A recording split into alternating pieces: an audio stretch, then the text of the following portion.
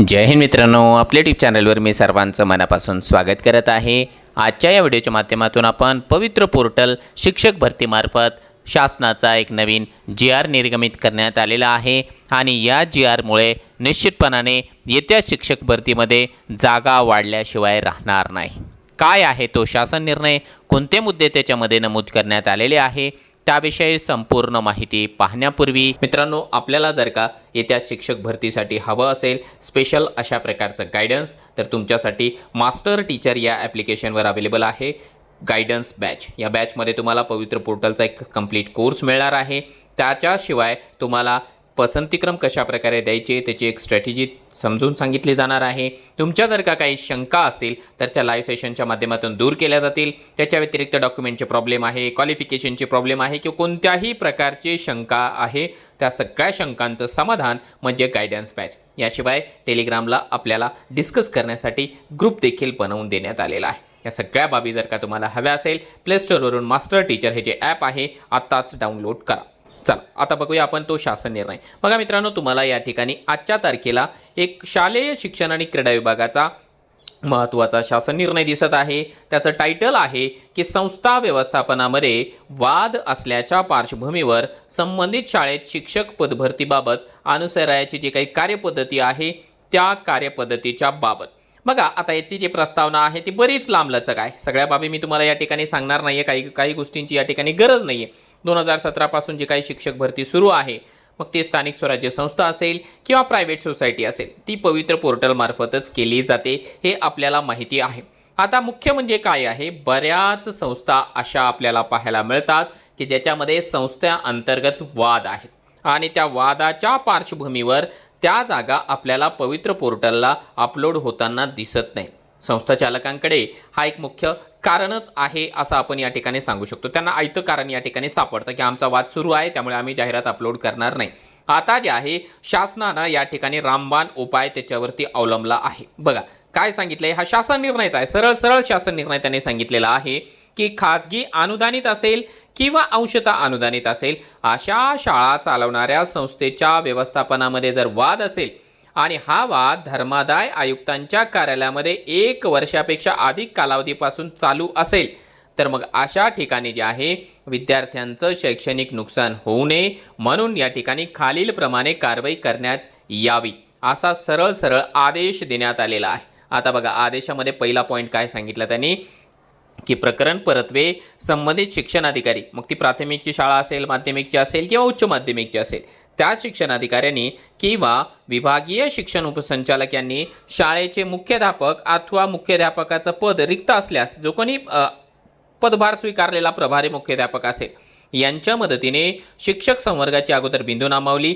तपासून घ्यायची, त्यानंतर संच मान्यता, अतिरिक्त शिक्षकांची संख्या आणि समायोजनाची कारवाई पूर्ण करायची आहे। म्हणजे काय आहे, ठीक आहे संस्था चालकांचा वाद आहे ना, मग आता सध्या कोणाच्या हातामध्ये संस्था आहे, मुख्याध्यापकाच्या हातामध्ये ती शाळा आहे। मग त्यांनी काय करायचं, मुख्याध्यापकाच्या हातानं बिंदू नामावली दुरुस्त करून घ्यायची, संच मान्यता कंप्लीट करायची, शिक्षकांची संख्या निश्चित करायची आणि त्याच्यानंतर बघायचं की त्या ठिकाणी काही अतिरिक्त वगैरे आहेत का, अतिरिक्त असेल समायोजनाची प्रोसेस करायची आणि जेवढ्या संख्यामध्ये या ठिकाणी शिक्षकांची संख्या या ठिकाणी पदे रिक्त असणार आहेत त्यांच्या 80% मर्यादेमध्ये पदभरतीची जाहिरात विहित कार्यपद्धतीचा अवलंब करून पवित्र पोर्टलवर प्रसिद्ध करणे ही जबाबदारी प्रकरण परत्वे संबंधित शिक्षणाधिकारी या अथवा विभागीय शिक्षण उपसंचालक यांची असणार आहे। म्हणजे त्यांनी आता काय केलेलं आहे, सरळ की संस्थेमध्ये वाद आहे ना, ठीक आहे तुम्ही तुमच्या परीनं या ठिकाणी भांडत बसा, तुमचा मुख्याध्यापक जे आहे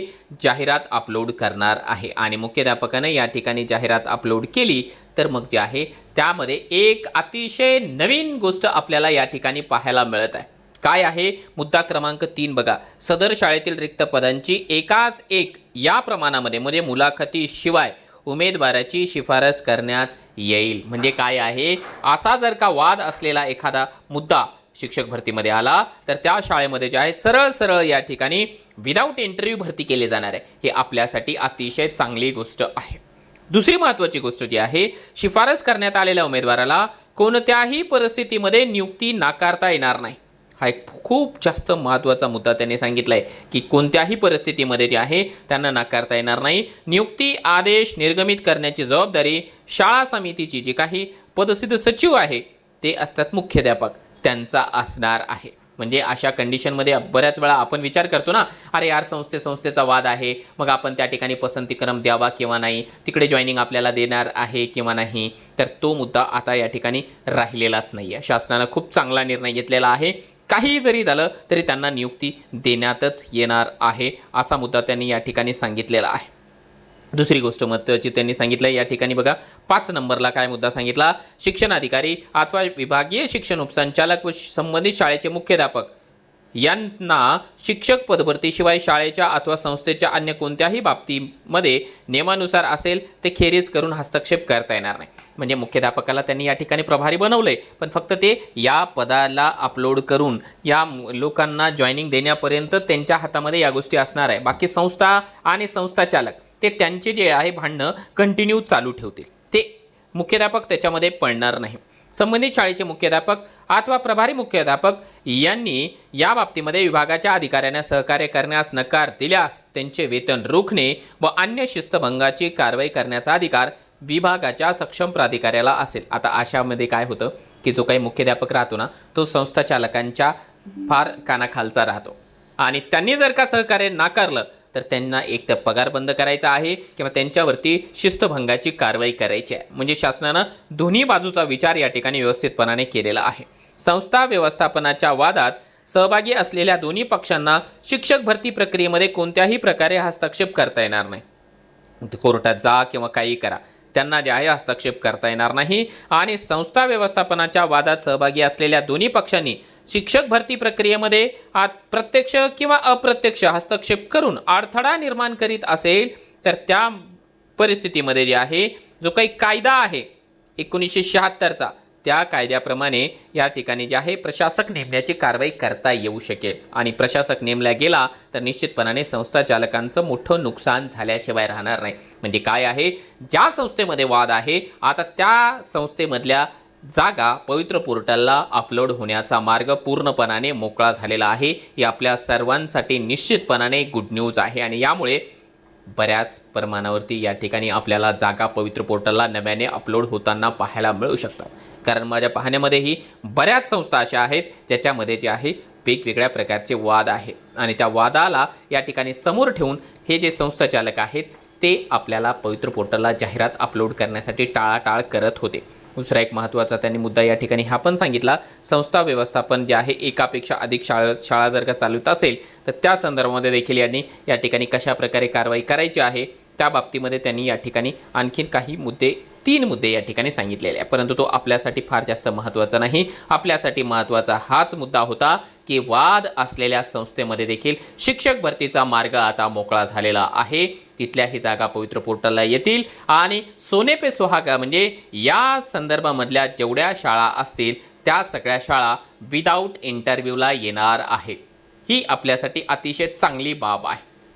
आता तुम्हाला जर का या संदर्भामध्ये काही व्यक्त व्हायचं असेल, शासनानं घेतलेला निर्णय चांगला आहे, योग्य आहे, वाईट आहे किंवा आणखी काही मतं जर व्यक्त करायची असेल तर आपण व्हिडिओच्या खाली कमेंट बॉक्समध्ये व्यक्त करू शकता. आणि जर तुम्हाला विशेष अशा प्रकारचं मार्गदर्शन हवं असेल तर आपल्यासाठी अवेलेबल आहे मास्टर टीचर या ॲप्लिकेशनवर गायडन्स बॅच. आजच आपण जॉईन करा.